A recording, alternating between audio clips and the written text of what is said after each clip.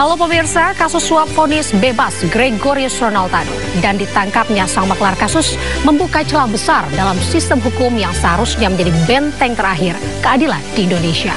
Bersama saya, Anita Dewi. Anda menyaksikan Sindo Sore.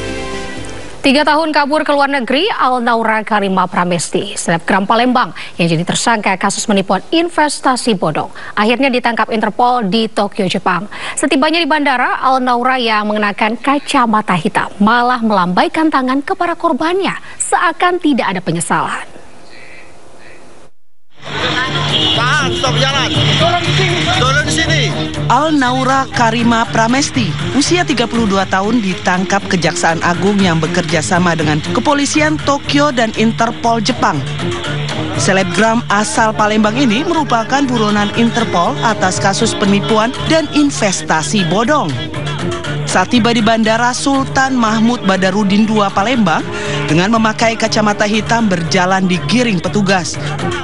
Menyebalkannya, dirinya malah melambaikan tangan ke para korbannya, terlihat seakan tanpa ada penyesalan dan rasa bersalah. Sebelum berhasil ditangkap oleh Interpol, usai berpindah-pindah tempat dari satu negara ke negara lainnya, dirinya dibawa petugas dengan menggunakan mobil tahanan tiba di Kejaksaan Negeri Palembang. Alnaura, terpidana selebgram, banyak melakukan penipuan terhadap para korban. Dengan modus penipuan berkedok investasi bisnis tanah modal untuk menjual baju dan kain miliknya dengan keuntungan 9%.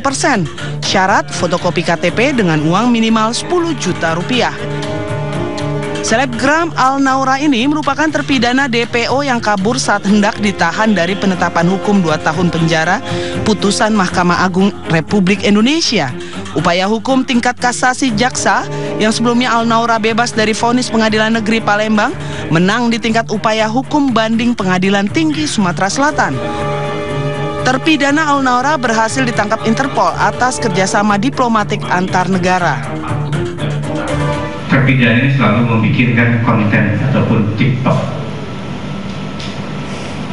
Nah, disitulah ada yang suka dan tidak suka. Sehingga dari korban merasa tadi, kenapa kok tidak ditangkap, Pak? Padahal orang ini aktif di TikTok. Ya karena yurisdiksinya di luar Indonesia, jadi ada prosedur yang harus kita lalui. Selanjutnya, terpidana selebgram Alnaura Karisma langsung dibawa petugas ke Lapas Perempuan Merdeka guna menjalani putusan hukumnya. Dari Palembang, Sumatera Selatan, Guntur iNews melaporkan. Kita ke informasi lainnya pemirsa, usai menjalani pembekalan di Akademi Militer Magelang, Jawa Tengah, para Menteri Kabinet Merah Putih langsung bekerja. Di antaranya Menteri Perumahan Rakyat dan Kawasan Pemukiman Marwarar Sirait yang langsung bergerak meninjau rumah susun Pasar Rumput, Jakarta Selatan. Juga ada Menteri Lingkungan Hidup Hanif Faisal yang mengunjungi tempat pembuangan sampah terpadu atau TPST Bantar Gebang, Bekasi, Jawa Barat. Menteri Perumahan Rakyat dan Kawasan Pemukiman Marwarar Sirait meninjau rusun Pasar Rumput didampingi PJ Gubernur Jakarta Teguh Setiabudi.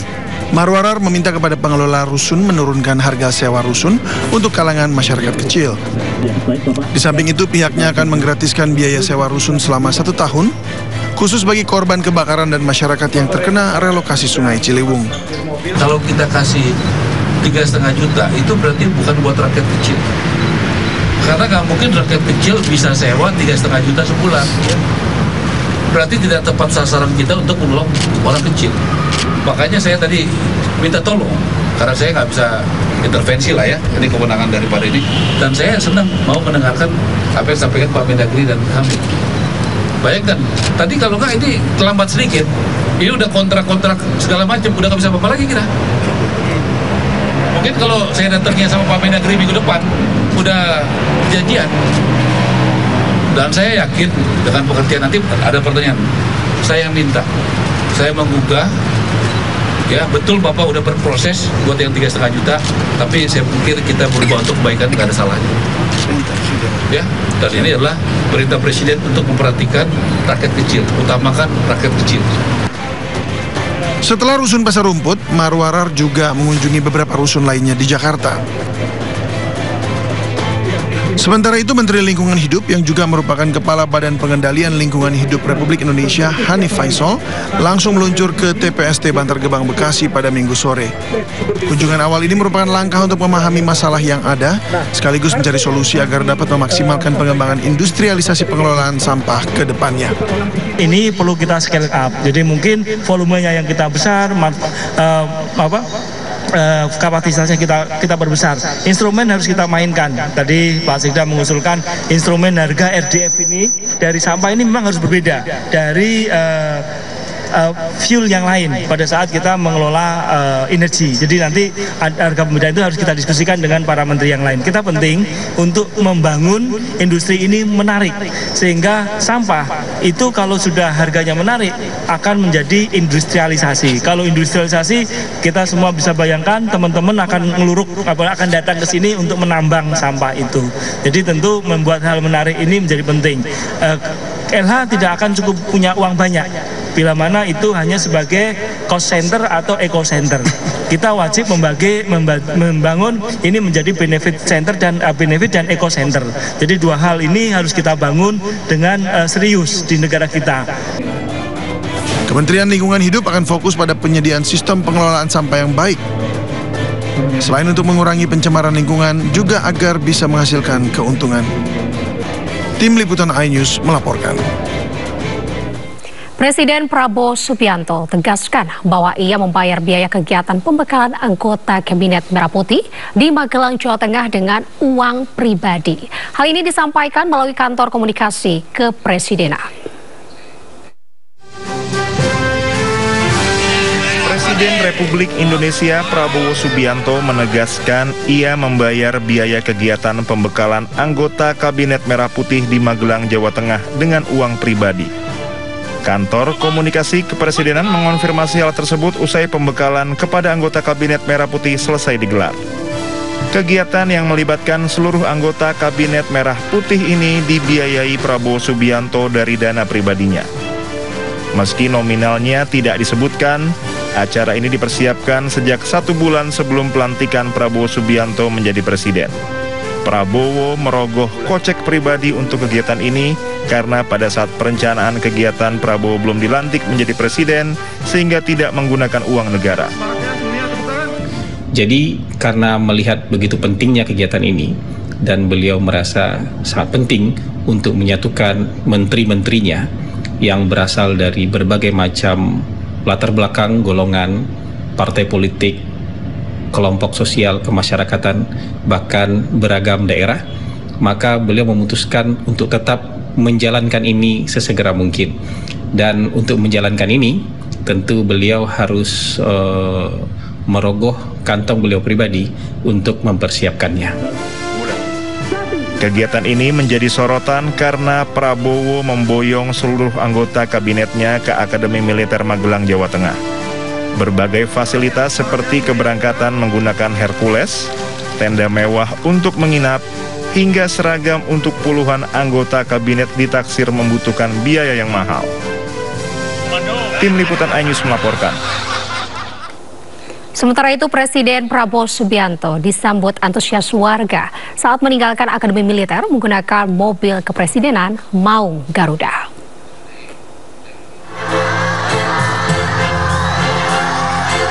Presiden Prabowo menyapa warga Magelang dan sekitarnya saat keluar dari Kompleks Akmil Magelang, Jawa Tengah sekitar pukul 11 siang. Warga berkerumun di sepanjang jalan dan sangat antusias mengiringi kepulangan Prabowo setelah mengikuti retret bersama anggota kabinetnya. Iring-iringan mobil kepresidenan bertolak ke landasan udara Adi Sucipto, Yogyakarta menuju Jakarta. Sebelumnya, Wapres Gibran lebih dulu meninggalkan Komplek Akmil. Di Lanut Adi Sucipto, rombongan Presiden dan Wakil Presiden disambut dan dilepas Gubernur Daerah Istimewa Yogyakarta Sri Sultan Hamengkubuwono X bersama Kapolda DIY serta dan Lanut Adi Sucipto. Presiden dan wakilnya bertolak ke Jakarta menggunakan pesawat Kepresidenan Republik Indonesia. Rombongan Presiden dan segenap tim Kabinet Merah Putih tiba pada pukul 3 sore waktu Indonesia Barat. Presiden menggunakan pesawat kepresidenan yang mendarat di Bandara Halim Perdana Kusuma. Masyarakat tak kalah antusias saat menyambut para Menteri Kabinet Merah Putih usai menjalani pembekalan di Akademi Militer Magelang, Jawa Tengah. Sebelum menaiki bis yang membawa mereka menuju bandara, para menteri ini menyempatkan diri untuk sapa warga terlebih dahulu. Ratusan warga antusias menyambut para menteri yang keluar dari Akademi Militer Magelang, Jawa Tengah. Para menteri pun tampak sumringah usai menjalani pembekalan selama 3 hari. Wah, keren banget, mantap banget. Dan ini kabinet yang paling kompak kayaknya nih, keren. Kabinetnya semuanya bondingnya bagus, kabinet saling kenal, kerja sama timnya bagus, ya, sharing pengalaman, sharing pengetahuannya bagus. Dan tadi pagi kita semua naik ke Tidar, ke puncak Tidar, ngos-ngosan nih, tapi keren banget, ada kepuasan. Arahan Pak Presiden banyak, tapi arahan beliau banyak yang spesifik ya. Tentu tidak bisa kita buka ke publik, tapi semuanya untuk bekerja. Kabinet ini harus satu, bekerja untuk Merah Putih. Itu pesan yang paling utama dari Bapak Presiden. Makanya namanya Kabinet Merah Putih. Oke ya? Terima kasih Bang. Oke, yuk.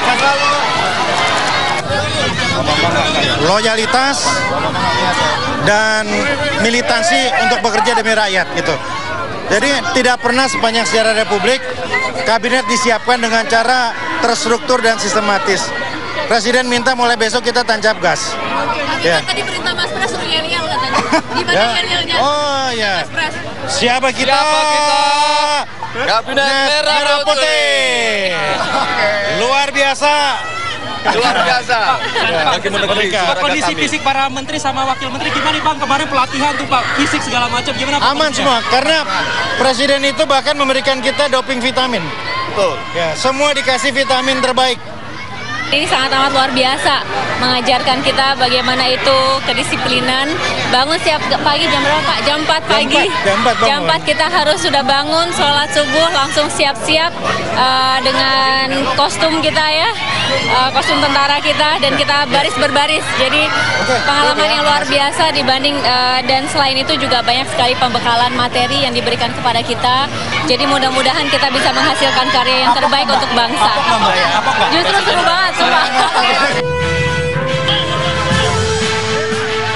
Usai menemui warga dan awak media, para menteri kemudian menaiki bus yang akan membawa mereka menuju Bandara Adi Sucipto. Tim Liputan iNews melaporkan. Ada kegiatan menarik saat acara pembekalan berlangsung. Seluruh anggota Kabinet Merah Putih hingga Kepala Badan mendaki Bukit Tidar di Magelang, Jawa Tengah pada hari terakhir retret. Nah, momen para anggota Kabinet Merah Putih ini juga mendaki Bukit Tidar dibagikan sejumlah anggota kabinet di media sosialnya.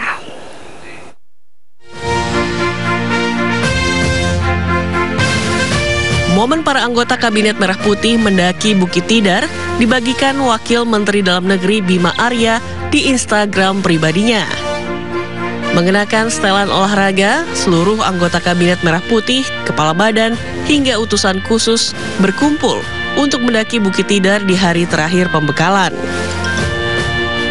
Mereka kemudian bersama-sama mendaki Bukit Tidar yang memiliki ketinggian 503 mdpl. Tidar sendiri adalah kawasan yang terletak di kaki Gunung Tidar yang berbentuk sebuah bukit kecil dan berada di tengah-tengah kota Magelang, Jawa Tengah.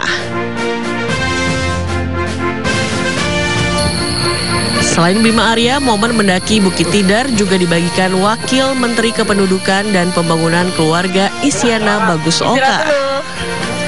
Sebelum jalan lagi, oke. Dalam unggahan Instagram pribadinya, Bagus Oka secara antusias mendaki Bukit Tidar hingga sampai puncaknya. Mendaki Lebah Tidar dilakukan seluruh anggota Kabinet Merah Putih di sela-sela retret dan bukan menjadi agenda wajib. Tim Liputan melaporkan.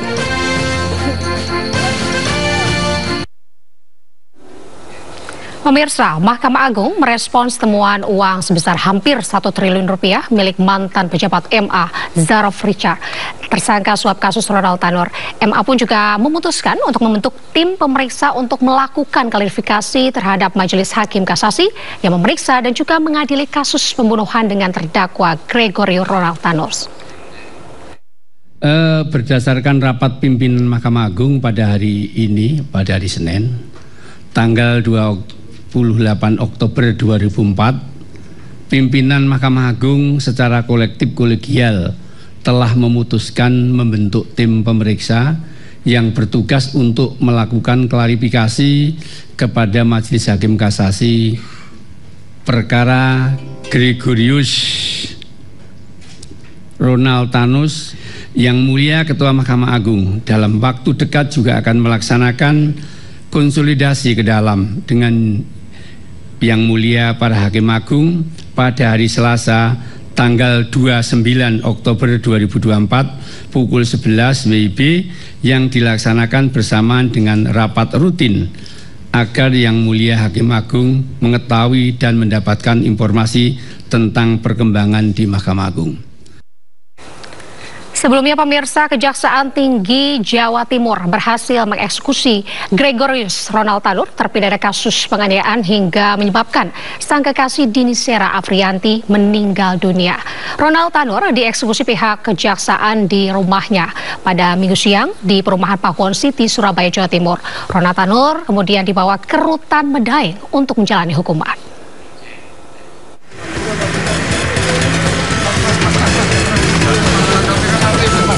Ronald Tanurs ditangkap tim Kejaksaan Tinggi Jawa Timur di rumahnya di kawasan Surabaya, Jawa Timur pada hari Minggu.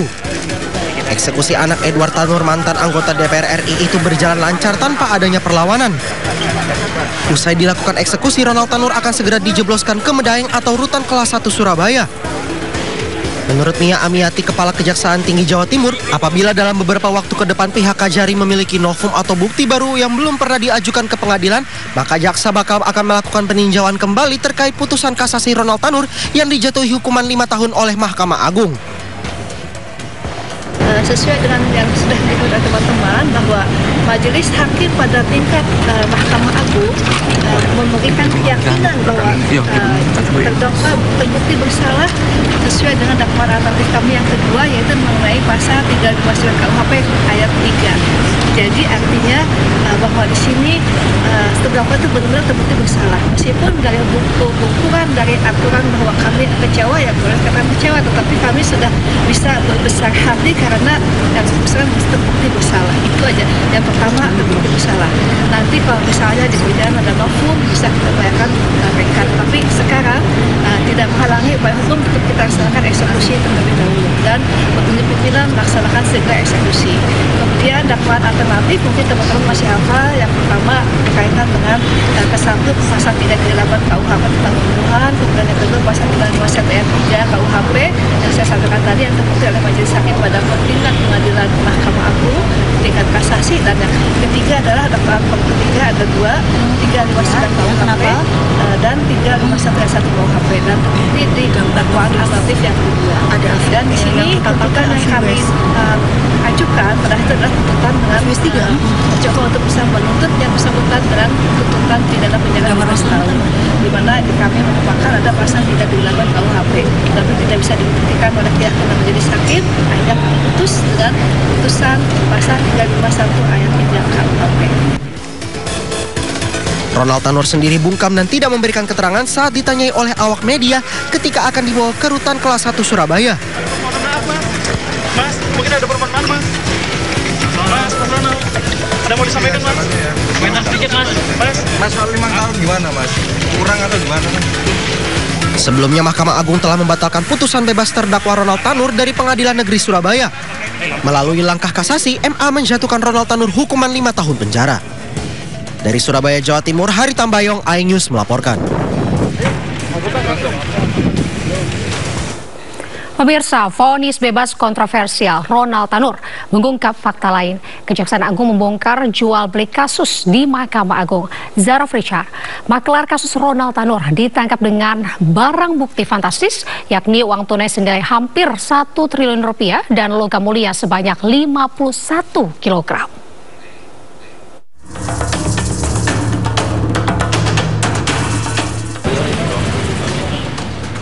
Vonis bebas kontroversial atas Gregorius Ronald Tanur ternyata hanya puncak gunung es. Kejaksaan Agung menemukan kejahatan lebih besar di baliknya, jual beli kasus di Mahkamah Agung. Penelusuran atas aliran dana 3 hakim agung dalam vonis bebas Ronald Tanur mengungkap keberadaan maklar kasus di Mahkamah Agung. Vonis bebas Ronald Tanur diduga diatur oleh Zarof Richard, seorang pensiunan pejabat Mahkamah Agung. Bahkan saat menggeledah rumahnya, Kejaksaan Agung menemukan barang bukti fantastis dari tangan Zarof Richard.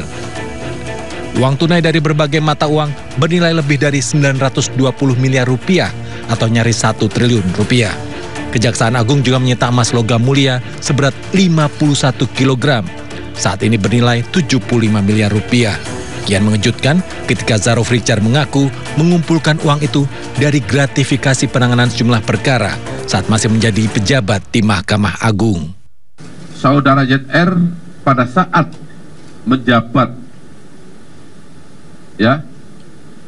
menjabat, sebagai Kapus Diklat tadi saya katakan, menerima gratifikasi pengurusan perkara-perkara di Mahkamah Agung dalam bentuk berbagai macam uang, ada yang rupiah dan ada yang mata uang asing. Sebagaimana kita lihat di depan ini, yang seluruhnya jika dikonversi dalam bentuk rupiah sejumlah 920 miliar 912 juta 303.714 rupiah.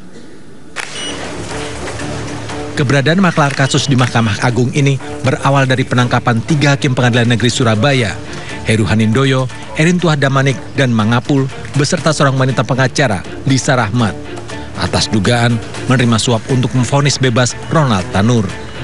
Kejaksaan Agung menemukan aliran dana kepada 3 hakim yang melibatkan pengacara Gregorius Ronald Tanur. Setidaknya 20 miliar diamankan dalam bentuk berbagai mata uang. Penggeledahan dilakukan di 3 kota, Surabaya, Semarang, dan Jakarta. Dari rumah Lisa Rahmat di Surabaya dan apartemennya di Jakarta, disita uang tunai dalam mata uang rupiah, dolar Amerika, dan dolar Singapura. Lokasi lain, apartemen Erin Tuah Damanik di Surabaya dan Semarang. Penyidik juga menggeledah apartemen Hakim Hanindoyo di Surabaya. Sedangkan di apartemen milik Mangapul, petugas menyita 21 juta rupiah, 2.000 dolar Amerika, dan 32.000 dolar Singapura. Zarof Richard bukan satu-satunya. Tanpa jaringan kuat, maklar kasus tidak akan dapat bermain di pengadilan, bahkan Mahkamah Agung. Akankah pengungkapan jual beli kasus di Mahkamah Agung berakhir di Zarof Richard? Kita tunggu keseriusan aparat menegakkan hukum di Republik tercinta ini. Kasus suap vonis bebas Gregorius Ronald Tanur dan ditangkapnya sang maklar kasus membuka celah besar dalam sistem hukum yang seharusnya menjadi benteng terakhir keadilan di Indonesia. Lantas, bagaimana upaya untuk memberantas praktik suap ke depannya? Dan apakah Ronald Tanur dan juga para maklar kasusnya akan dihukum seberat-beratnya? Kita akan membahasnya bersama dengan peneliti Pusat Kajian Anti Korupsi Universitas Gadjah Mada, Zainur Rahman. Selamat sore, Mas Zain. Selamat sore, Mbak Anita. Saya jelas dengar ya suara saya? Sangat jelas. Oke, baik. Mas Zain, setelah dieksekusi nih, apakah langkah yang seharusnya dilakukan penegak hukum terhadap Ronald Tanur yang terbukti melakukan suap untuk vonis bebasnya? Ya, saya setuju dengan langkah yang diambil oleh kejaksaan untuk mencari apakah ada novum atau bukti baru yang bisa ditemukan oleh jaksa penuntut umum dalam kasus ini. Hubungannya apa? Hubungannya untuk melihat apakah vonis yang sekarang dijatuhkan oleh Mahkamah Agung melalui Majelis Kasasi yaitu 5 tahun itu lahir murni secara independen oleh Majelis Hakim atau ada campur tangan karena adanya suap. Kalau ada suap, maka itu bisa menjadi novum untuk mengajukan peninjauan kembali. Kenapa? Karena tuntutan jaksa penuntut umum itu kan 12 tahun penjara kepada Ronald Tanur ini. Tetapi di Majelis Kasasi divonis 5 tahun. memang sebenarnya sudah dalam tanda kutip lumayan, tetapi secara adat jaksa penuntut umum itu akan mengajukan kasasi kalau putusan akan mengajukan upaya hukum termasuk peninjauan kembali kalau putusannya itu kurang dari 2/3, sehingga langkah yang harus diambil oleh jaksa penuntut umum adalah mencari keterkaitan antara suap yang dikelola oleh ZR yang diberikan oleh Ronald Tanur, apakah itu juga diterima oleh majelis hakim di tingkat kasasi itu. Kalau diterima, maka harus ajukan PK, Mbak, sehingga nantinya putusan terhadap Ronald Tanur bisa dikoreksi. Saya sih berharap karena kejahatannya sangat keji, seharusnya yang bersangkutan si terdakwa ini, Ronald Tanur, bisa dipidana dengan pidana maksimal sebagaimana yang dituntut oleh jaksa penuntut umum, setidak-tidaknya yakni adalah 12 tahun penjara. Kalau yang dijatuhkan sekarang baru 5 tahun penjara, Mbak. Ya, jadi maksud Anda ini vonisnya harusnya diubah begitu ya, Mas Den ya? Betul. Untuk mengubah vonis itu, maka perlu mengajukan PK, peninjauan kembali. Untuk mengajukan peninjauan kembali, perlu yang disebut sebagai novum atau alat bukti baru. Kebaruan apa yang bisa didapatkan? Menurut saya adalah kalau ada bukti yang menunjukkan bahwa upaya hukum kasasi itu juga ada suapnya, maka itu menjadi dasar yang sangat kuat bagi jaksa penuntut umum untuk mengajukan peninjauan kembali. Dan saya berharap nantinya kalau memang itu betul ada suapnya, maka majelis hakim di peninjauan kembali dapat menjatuhkan pidana maksimal, mengubah dari putusan pidana 5 tahun di tingkat kasasi menjadi 12 tahun atau angka yang lain sesuai dengan kehendak dari majelis hakim peninjauan kembali nantinya. Tetapi kan ini perlu menunggu hasil penyidikan yang dilakukan oleh Kejaksaan Agung, kemana saja uang yang dipersiapkan oleh Ronald Tanur itu diperuntukkan.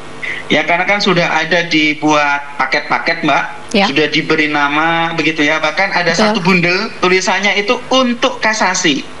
Nah, untuk kasasi itu artinya apakah akan diberikan kepada majelis hakim tingkat kasasi atau untuk apa? Itu kan nanti harus dibuktikan oleh jaksa agar semua yang dipersiapkan oleh Ronald Tanur itu bisa terbongkar secara utuh. Jadi yang pertama kasus Ronald Tanur sendiri harus dibongkar secara utuh, baru yang kedua nanti Zarofrikar ini, mafia kasus level kakap ini juga harus dibongkar secara utuh karena luar biasa. Punya uang hampir 1 triliun secara cash di rumah, punya emas 51 kilogram. Ini diperoleh dari suap-suap yang dikumpulkan selama 10 tahun. Ingat, ZR Zarofrikar ini bukan hakim, dia adalah PNS di Mahkamah Agung.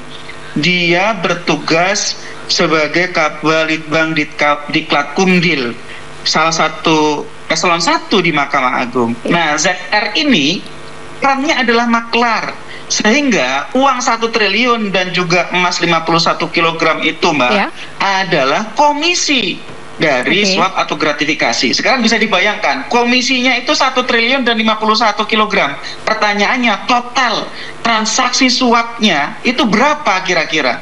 Kalau misalnya komisi adalah juga ya, Mas, yang sebenarnya sudah gamblang belum nominasi gitu ya. Oke, Mas, kita tahan dulu dialog kita, Mas. Kita bahas lagi ini lebih lanjut. Nampaknya tambah seru karena sesaat lagi akan ada informasi ini terkait dengan hadirkan rincian barang bukti yang disita dari hasil penggeledahan di rumah Zarofrikar, pensiunan pejabat Mahkamah Agung yang menjadi tersangka kasus dugaan suap vonis bebas Gregorius Ronald Tanur.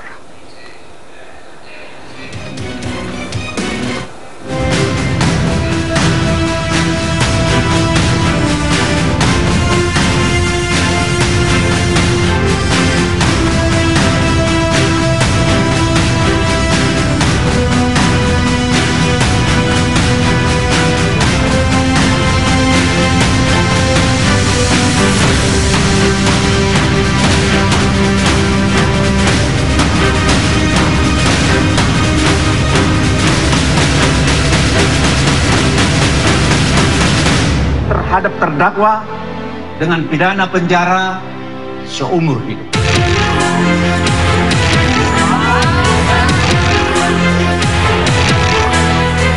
Nama Zarofrikar, mantan pejabat di Mahkamah Agung, belakangan ramai diperbincangkan.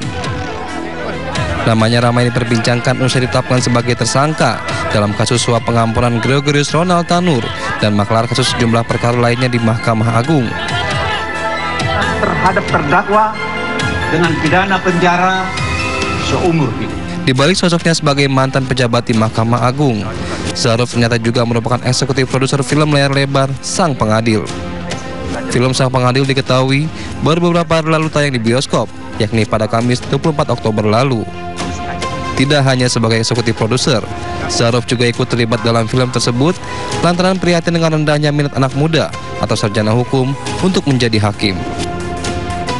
Ironisnya, kasus yang menjerat Zaruf Richard ini bukan malah membuat generasi muda berminat menjadi hakim, tetapi sebaliknya, membuat generasi muda semakin skeptis terhadap peradilan di tanah air.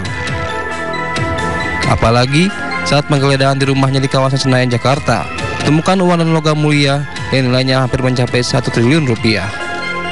Tim Liputan iNews melaporkan. Ya, Mas Zain. Ya, pemirsa, kita akan lanjutkan kembali perbincangan dengan Mas Zain. Halo Mas Zain. Halo Mbak Anita. Oke, Mas Zain, kita lanjutkan kembali perbincangan kita, Mas. Tadi masih terkait dengan jumlah yang fantastis begitu ya, dari suap yang diterima oleh Zaruf Richard maksud saya. Mas Zain? Iya, Mbak Anita. Iya. Lalu tadi menurut Anda sendiri, iya Mas, menurut Anda sendiri ini sejauh ini apakah sudah selesai begitu ya? Totalnya hampir 1 miliar rupiah dan juga ditemukan 51 kg logam mulia begitu Mas. Tadi kita bahas ya Mas ya. Ya tentu jaksa harus usut lebih jauh Mbak Anita. Betul. Kenapa? Karena ini yang diketahui secara tunai dan dalam bentuk emas batangan. Ya. Sangat mungkin si ZR ini juga menyimpan berbagai hasil kejahatannya di aset-aset lainnya. Termasuk yang juga mungkin sudah dicuci Mbak Anita. Misalnya sudah dimasukkan ke dalam pasar modal, sudah diwujudkan dalam bentuk aset-aset seperti properti, atau misalnya juga sudah diinvestasikan dalam bentuk usaha. Sehingga seharusnya ini kejaksaan teliti semua harta benda dari ZR ini.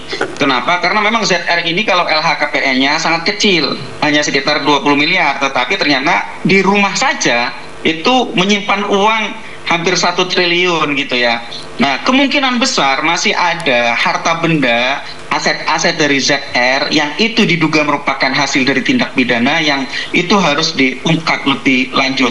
Biasanya pelaku pidana itu ya selain juga menyimpan uang atau harta hasil kejahatan mereka, biasanya mereka juga berupaya untuk mencucinya. Ya, betul dengan sekali. Cara apa? Yaitu tadi mengalihkannya dalam bentuk aset, memasukkannya ke dalam usaha seakan-akan itu merupakan perolehan yang sah. Ya, atau juga sudah menitipkan kepada pihak-pihak lain sebagai bentuk nomine untuk menyamarkan apakah kepada pembantu, supir, ajudan, pegawai, keluarga, atau siapapun yang diberi tugas untuk melakukan pengelolaan, menyimpan uang atau mengatasnamakan harta benda milik para pelaku. Sehingga menurut saya memang ini kolosal, jumlah korupsinya juga sangat besar, berupa uang, kemudian emas batangan, ya sehingga ini harus dibongkar secara tuntas dan jaringannya ini perlu dirobohkan. Seperti tadi saya sampaikan, gitu ya, sampai tuntas ya. Iya Mbak Anita, bisa dibayangkan Mbak Anita, ini kan yang tadi disampaikan sekitar 1 triliun ini kan komisi kepada Markusnya, kepada maklar kasusnya. Pertanyaan saya Mbak Anita, ini uang suapnya berapa Mbak Anita gitu ya? Kalau misalnya komisi ini adalah 10%, berarti kan mungkin uang suapnya bisa sampai puluhan triliun yang itu sudah diberikan kepada banyak sekali pihak-pihak, termasuk misalnya kepada hakim-hakim yang menyidangkan. Karena ZR ini, maklar kasus ini bukan hakim, dia adalah PNS di Mahkamah Agung. Mbak Anita. Oke, ya Mas Zain, saya juga telah berusaha ini untuk menghubungi pihak MA, namun hingga saat ini belum ada respon begitu. Kalau menurut Mas Zain sendiri, ini terkait dengan MA kan telah mengambil sikapnya Mas Zain terhadap Majelis Hakim Kasasi yaitu Gregorius Ronald Tanur, terpidana kasus pembunuhan Dini Sera Afrianti. Dan MA juga telah mengambil sikap yaitu dengan membentuk tim untuk memeriksa hakim kasasi yang memutus kasus Ronald Tanur nih Mas Din. Berarti kalau dari sini kita bisa menilai bahwa sebenarnya dari pihak MA sendiri masih ingin mengklarifikasi begitu ya Mas ya, masih ingin memperbaiki ataupun menggali lagi lebih dalam yaitu terkait dengan jatuhnya putusan hukuman 5 tahun terhadap Ronald Tanur itu sendiri. Gitu Mas Din. Iya, menurut saya itu penting ya, setidak-tidaknya untuk menunjukkan itikat baik Mahkamah Agung kepada publik, bahwa Mahkamah Agung itu yang pertama menghormati proses hukum, yang kedua berupaya untuk membersihkan internal institusinya sendiri dari orang-orang yang merusak hukum dan keadilan dengan memperjualbelikan kasus, memperjualbelikan perkara gitu ya. Tetapi kan kita ingat bahwa itu ranahnya ada di ranah etik, Mbak Nita. Kenapa? Karena kan kewenangan Mahkamah Agung itu adalah melakukan pemeriksaan terhadap dugaan pelanggaran kode etik. Pemeriksaan itu dilakukan oleh Badan Pengawas Mahkamah Agung, Bawas MA gitu ya. Sedangkan untuk proses penegakan hukum pidananya itu menjadi ranah dari tugas penyidik. Dalam hal ini yang sedang melakukan penanganan perkara ini adalah penyidik di kejaksaan. Saya berharap agar MA mau kooperatif juga mendukung tugas dari penyidik agar semua jejaring mafia yang terkait dengan ZR, Zara Frikar ini dapat ditumbangkan ya. Jadi tidak sekadar kasusnya Ronald Tanur. Kasus Ronald Tanur menurut saya sudah relatif clear ya, tinggal MA memang perlu berfokus terhadap majelis hakim kasasinya. Tetapi kan ZR, Zara Frikar ini menguasai harta benda kurang lebih 1 triliun yang diduga berasal dari kejahatan. Nah itu kan harta benda pasti terkait dengan hakim-hakim termasuk hakim agung yang masih menjabat Mbak, ataupun yang sudah pensiun gitu ya. Karena ZR ini hanya maklar. Dia dapat komisi, total komisinya kalau dijumlah itu tadi sekitar 1 triliun. Nah pertanyaannya, siapa saja yang pernah menerima diurus kasusnya oleh ZR ini, Zara Frikar ini, yaitu para pihak yang berperkara, siapa saja advokat yang menjadi kuasa hukumnya, siapa saja majelis hakim yang menyidangkan perkara-perkara yang diatur oleh Zara Frikar, siapa saja majelis hakim yang diberi uang yang diatur oleh Zara Frikar. Itu kalau dijumlah selama 10 tahun mungkin jumlah perkaranya juga relatif sudah banyak, hakim-hakim, kemudian juga mungkin advokat-advokat itu kan juga banyak, sehingga ini harus dibongkar, ini harus dirobohkan jejaring mafianya. Saya masih curiga bahwa Zara Frikar ini masih operatif, dia masih terus berjalan. Terbukti ketika dia sudah pensiun, dia masih mengurus perkara di PN Surabaya. Padahal Zara Frikar ini adalah pensiunan di Mahkamah Agung, meskipun pensiunnya belum lama gitu ya. Artinya ya ini ada jejaringnya gitu ya. Jangan berhenti hanya di Zara Frikar saja, atau jangan berhenti untuk mengusut perkara Ronald Tanurnya saja, tetapi siapa-siapa yang pernah pakai jasanya Zara Frikar ini, itu yang harus diusut secara tuntas. Dan itu secara teknis bisa, Zara Frikar punya alat komunikasi itu bisa diretrieve, bisa ditimbulkan kembali, dimunculkan kembali, meskipun sudah dihapus masih bisa dipulihkan. Siapa saja yang kemudian berkomunikasi dengan Zara Frikar, yang diaturkan perkaranya, yang diservis, yang diberikan uang, itu harus diungkap semua. Ini kalau saya bayangkan, ini seperti harusnya menjadi pintu masuk revolusi di Mahkamah Agung, Mbak Anita. Kenapa? Karena MA ini sudah berkali-kali kena kasus. Kemarin baru saja, belum lama baru putusan Hakim Agung Ghazal Basaleh menjadi terdakwa kasus TPPU. Sebelumnya Hakim Agung Dimyati menjadi terpidana kasus korupsi. Sebelumnya juga ada hakim-hakim di level PN, di level PT gitu ya. Seharusnya ini menjadi momentum untuk bersih-bersih di institusi pengadil, wakil Tuhan di bumi, yaitu Mahkamah Agung dan Badan Peradilan di bawahnya, Mbak Anita. Ya baik Mas Zain, kita harapkan bersama semoga penyidik kejaksaan ini bisa bersikap dengan seadil-adilnya begitu ya, sesuai dengan harapan kita, dan mengembalikan kepercayaan publik itu terhadap tim penegak hukum tentunya. Betul ya Mas Zain? Baik, Mas Zain. Betul Mbak Anita. Ya Mas Zain, terima kasih sekali atas waktunya untuk perbincangan kita sore hari ini. Sampai berjumpa kembali Mas Zain. Terima kasih Mbak Anita. Ya, terima kasih peneliti Pusat Kajian Anti Korupsi Universitas Gadjah Mada Zainur Rahman.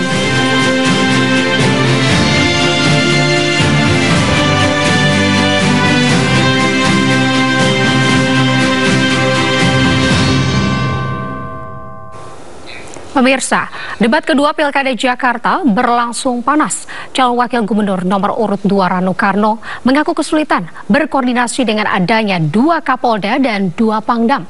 Sementara itu Ridwan Kamil menyatakan salah satu tugas pemimpin adalah mampu berkoordinasi dengan berbagai pihak.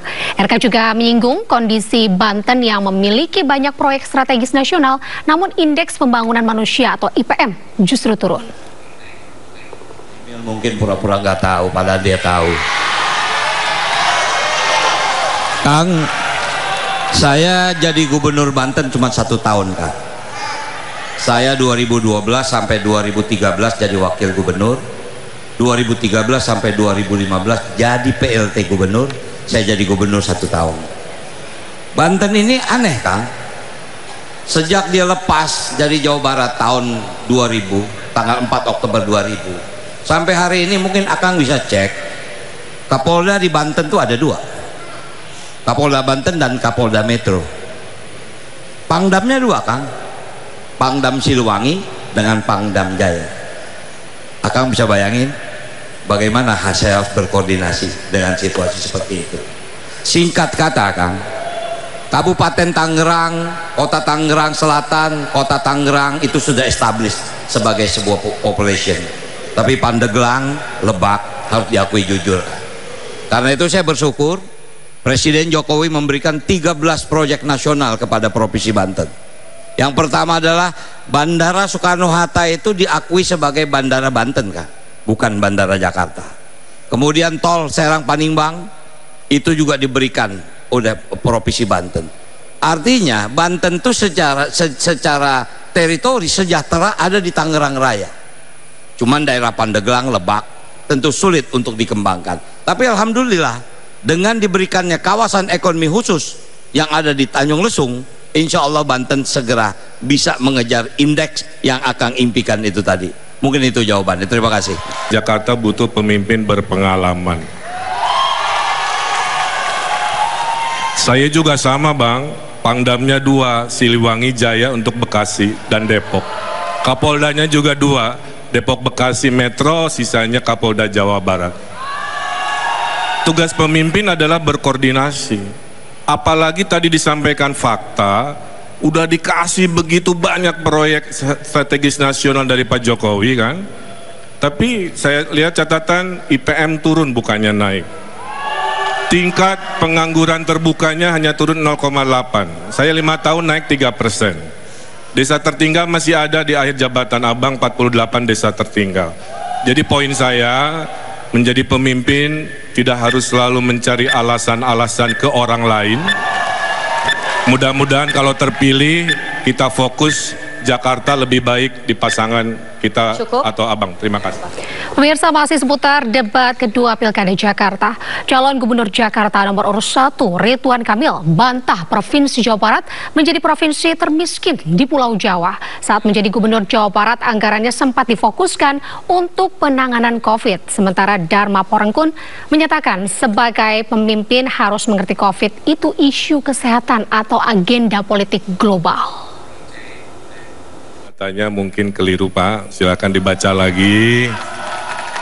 Termiskin di Pulau Jawa bukan Provinsi Jawa Barat, provinsi lain di Pulau Jawa, silakan dibaca lagi. Yang kedua, waktu saya memulai jabatan sebagai Gubernur Jawa Barat, desa tertinggal dan desa sangat tertinggal itu ada 1.100. 5 tahun kami bekerja dengan pemerataan ekonomi, dengan ekonomi digital desa, dengan program-program pemberdayaan pesantren-pesantren di desa. Hasilnya Pak Dharma, dari 1.100 desa tertinggal, sangat tertinggal, di akhir jabatan kami jumlahnya menjadi 0. Kami berhasil mengenolkan desa miskin, tertinggal, sangat tertinggal, sehingga mendapatkan penghargaan tertinggi dari Kementerian Desa karena inovasi-inovasi pengentasan kemiskinan. Yang kedua, kami merasa bahwa Jawa Barat memang berbeda dengan Jakarta.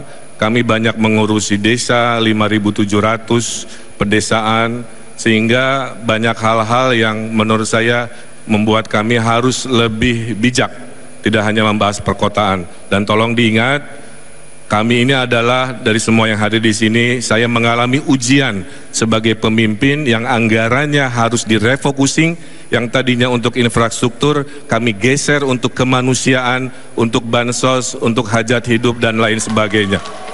Dan selama kekurangan dana seperti itu, kami mendapatkan penghargaan dari UNDP sebagai provinsi terbaik penanganan COVID di Asia Pasifik. Terima kasih. Seandainya saya menjadi seorang gubernur, jijik saya kalau saya bodoh, jijik saya kalau saya pengecut, jijik saya kalau saya pengkhianat. Maksudnya apa? Kalau ada sesuatu peristiwa yang demikian, alangkah baiknya kalau kita mengajak tim independen untuk meneliti data yang ada. Apakah betul-betul ini isu kesehatan atau agenda politik global?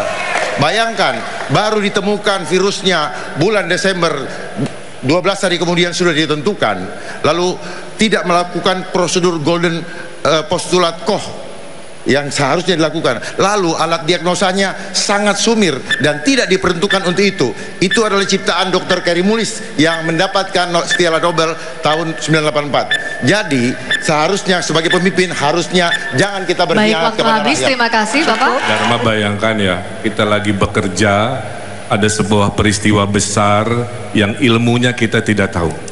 Sebagai seorang pemimpin, jika kita tidak tahu, kita ini bertanya. Maka waktu COVID di Jawa Barat, saya ada tim ahli, Pak, tim ahli kesehatan masyarakat dari Universitas Indonesia, dari Universitas Pajajaran. Kami 7 kali Zoom meeting dengan seorang dokter Indonesia yang kerjanya di WHO untuk menyingkronkan apa yang menjadi data-data dan apa yang kami alami. Yang kedua, sebagai gubernur, kami harus taat kepada yang namanya pemerintah pusat. Dalam hal ini tentu sekarang kalau gubernur, kita akan hormat taat kepada Bapak Prabowo Subianto. Nah, karena provinsi itu adalah bagian delegasi, salah satu tugasnya dari pemerintah pusat untuk apapun termasuk krisis-krisis di Indonesia. Terima kasih.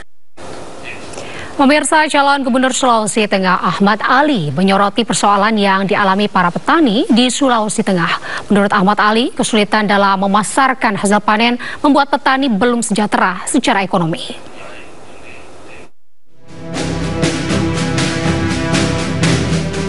Calon Gubernur Sulawesi Tengah nomor urut 1 Ahmad Ali melanjutkan kampanye terbatasnya di Desa Palapi, Kecamatan Kasimbar, Kabupaten Parigi Mutong. Dalam visi misinya, Ahmad Ali memasukkan masalah kesejahteraan petani sebagai salah satu program utama yang akan diselesaikan. Ahmad Ali siap menyejahterakan petani lewat program asuransi petani jika terpilih pada periode mendatang. Ahmad Ali mengusulkan program asuransi untuk melindungi petani dari risiko gagal panen dan ketergantungan pada tengkulak. Program ini diharapkan mampu memberikan jaminan bagi para petani sehingga bisa lebih nyaman dan agresif dalam menjalankan profesi mereka. Sebenarnya program ini bukan program baru sebenarnya. Ini program yang sudah di Jakarta, di Kementerian, tinggal bagaimana mengimplementasikannya. Jadi dalam program itu diatur tanggungan pemerintah pusat kan 80%, 20% pemerintah daerah. Nah, nanti setiap besaran penjaminan itu 6 juta sampai 7 juta rupiah ya tanggungannya. Implementasinya nanti dari semua lahan-lahan pertanian persawahan itu akan terdata dan kita akan jaminkan keseluruhannya di lembaga asuransi pemerintah, sehingga pemerintah yang akan membayarkan itu. Jadi petani tidak mengeluarkan uang, tidak membayar jaminan, pemerintah yang akan menanggung. Saya sudah menghitung kalau kemudian 177.000 hektar area pertanian setengah, maka dia hanya sekitar berapa miliar gitu. Untuk bebannya sangat kecil, karena itu kerjasama dengan pemerintah pusat. Ahmad Ali menambahkan untuk mendukung asuransi pertanian, dirinya bersama Cawagup Abdul Karim Al-Jufri memastikan ketersediaan pupuk bagi para petani. Pemerintah harus mampu memastikan ketersediaan benih berkualitas bagi para petani dan mampu menghadirkan teknologi pertanian modern. Dari Parigi Mutong, Sulawesi Tengah, Firsa Mawaldi, iNews melaporkan. Bawaslu Kota Semarang menggerebek pertemuan kepala desa se-Jawa Tengah yang berlangsung di sebuah hotel. Diduga pertemuan untuk mendukung salah satu pasangan calon dalam Pilgub Jawa Tengah. Hanya komunikasi silaturahmi. Ya, PKT kan Pak.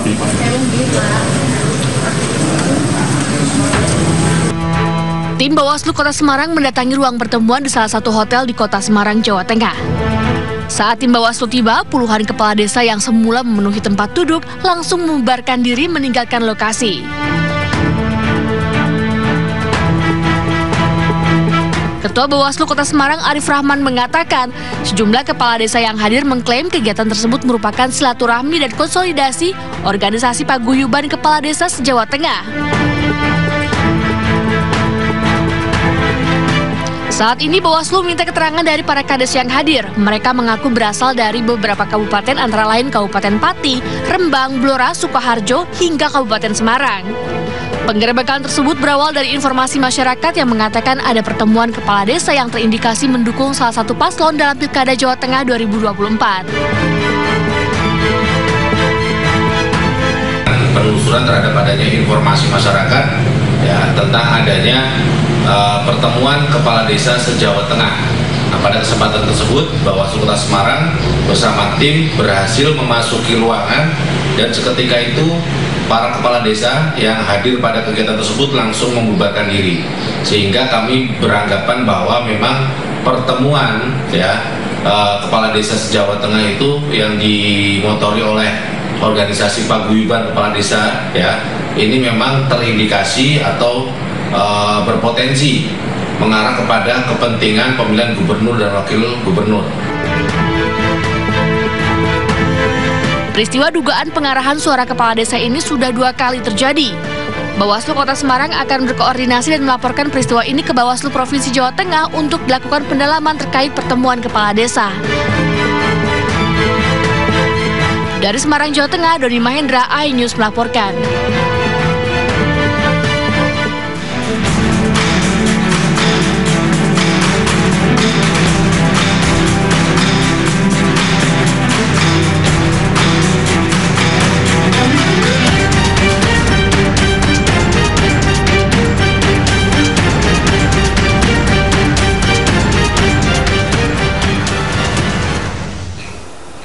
Pemirsa, KTT BRICS Plus di Kazan, Rusia menghasilkan beberapa kesepakatan. Salah satunya adalah perbaikan hubungan bilateral India dan China di perbatasan.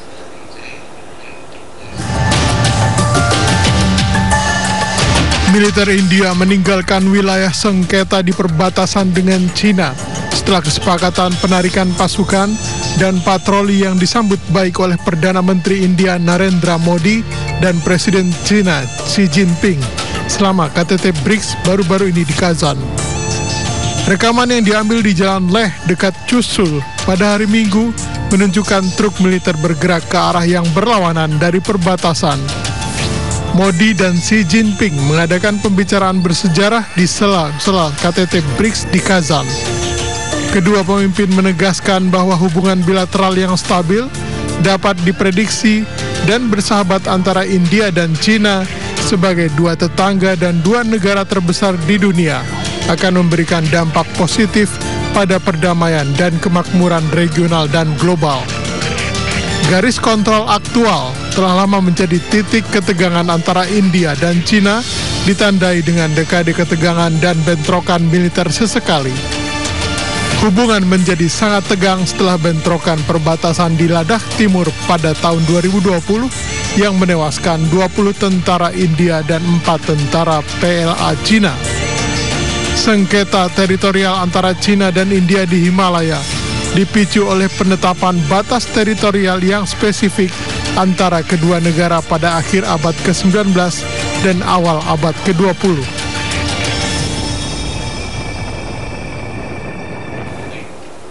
Menteri Luar Negeri Sugiono telah mengumumkan keinginan Indonesia bergabung dengan kelompok ekonomi BRICS, yakni Brazil, Rusia, India, China, South Africa. Adapun sejumlah target capaian yang diinginkan oleh Kabinet Merah Putih selama 5 tahun masa kerja, yaitu ketahanan pangan, ketahanan energi, pemberantasan kemiskinan, dan pembangunan sumber daya manusia.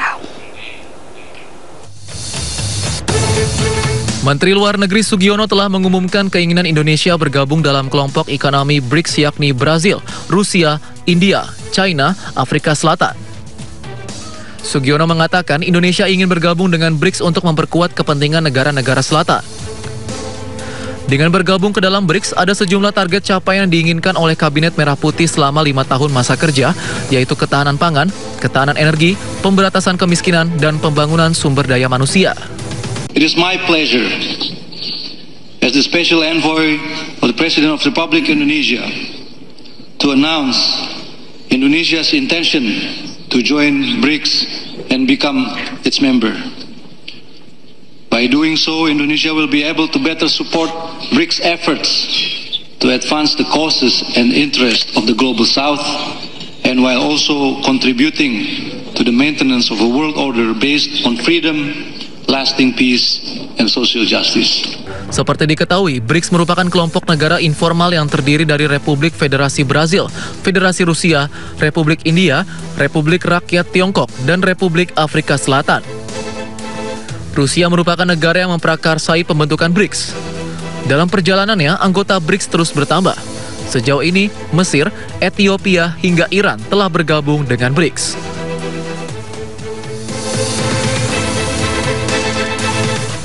Sementara itu, pakar ekonomi dari CSIS menyebut rencana pemerintah ikut dalam keanggotaan BRICS harus dikaji ulang. Dan pemerintah diminta untuk fokus dengan keanggotaan G20 yang harusnya dapat lebih berperan mewakili ASEAN.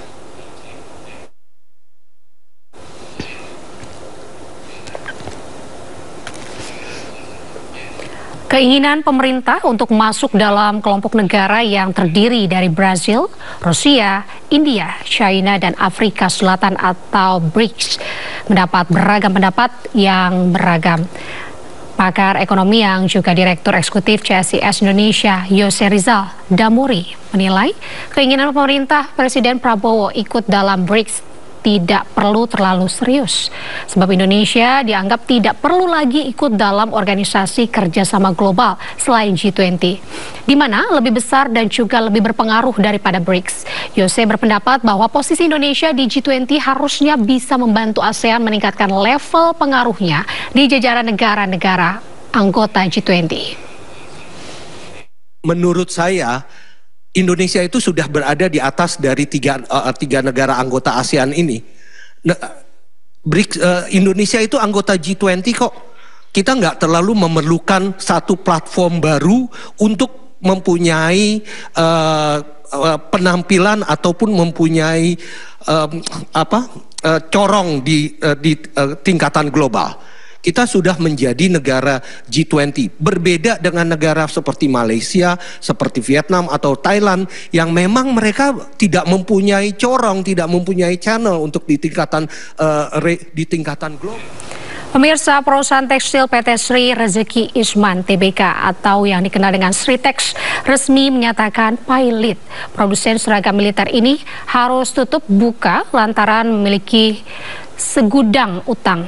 Presiden Prabowo juga menyatakan turun tangan menyelamatkan puluhan ribu karyawan Sritex. PT Sri Rezeki Isman Tbk atau yang dikenal Sritex dinyatakan pilot berdasarkan hasil sidang Pengadilan Negeri Semarang pada perkara nomor 2 2024 PN Niaga yang menyebutkan termohon telah lalai dalam memenuhi kewajiban pembayarannya kepada pemohon berdasarkan putusan homologasi tanggal 25 Januari 2022. Tentu saja keputusan pilot tersebut berimbas pada kemungkinan PHK pada puluhan ribu karyawan Sritex. Merespons pilot emiten produsen seragam militer berkode saham Sril ini, Presiden Prabowo Subianto langsung memerintahkan 4 menteri melakukan penyelamatan Sritex. Perintah Presiden Prabowo tersebut. Menteri Perindustrian Agus Gumiwang Kartasasmita dalam keterangan resminya menegaskan bahwa pemerintah akan turun tangan menyelamatkan Sritex. Terutama prioritas pemerintah adalah menyelamatkan karyawan Sritex dari pemutusan hubungan kerja. Menurut data pihak manajemen Sritex, jumlah karyawan mencapai 50.000 orang. Keempat menteri yang diperintahkan untuk secepatnya menyelamatkan Sritex antara lain Kementerian Perindustrian, Kementerian Keuangan, Kementerian BUMN, dan Kementerian Tenaga Kerja. Pemerintah akan segera mengambil langkah-langkah agar operasional perusahaan tetap berjalan dan pekerja bisa diselamatkan dari PHK. Opsi dan skema penyelamatan Sritex ini akan disampaikan dalam waktu secepatnya setelah 4 kementerian yang diperintahkan Presiden Prabowo selesai merumuskan cara penyelamatan. Kita ke informasi selanjutnya pemirsa, Badan Pengawas Obat dan Makanan BPOM bersama Polda Metro Jaya dan TNI menggerebek gudang kosmetik impor ilegal di Jakarta Barat. Petugas menemukan 152.744 produk kosmetik ilegal senilai 2,2 miliar rupiah. Gudang toko online kosmetik impor ilegal di Jelambar Baru dan di Taman Utama Blok A3, Jelambar Grogol Petamburan, Jakarta Barat, digerebek BPOM Polda Metro Jaya dan TNI. Dalam penggerebekan yang dilakukan 24 Oktober lalu, ditemukan beberapa barang bukti produk kosmetik impor tanpa izin edar. Kosmetik yang diduga mengandung bahan berbahaya, paket kosmetik impor siap kirim, alat elektronik, dan dokumen transaksi online. Kepala Badan Pengawas Obat dan Makanan Taruna Ikhrar mengatakan, petugas menemukan 152.744 produk kosmetik dengan nilai keekonomian mencapai 2,2 miliar rupiah. Kalau Badan Pengawas Obat dan Makanan tegas, bukan berarti tidak sayang sama industri. Kami sangat punya komitmen kepada industri termasuk UMKM, tetapi justru karena kita sangat ingin menjaga UMKM, kita ingin menjaga industri, maka barang-barang yang ilegal kita harus tindaki. Sebab kalau dia nanti tanpa ditindaki, bahkan bisa mencelakakan para pelaku industri, apalagi membahayakan pada masyarakat luas. Ya pemirsa, informasi tadi menutup Sindo Sore hari ini. Jangan lupa Anda bisa mendapatkan informasi terkini dan terbaru melalui portal yang menghadirkan berita daerah, berita nasional, dan berita internasional lengkap di sindonews.com. Saya Anita Dewi, mewakili tim redaksi yang bertugas pamit undur diri. Terima kasih, sampai jumpa.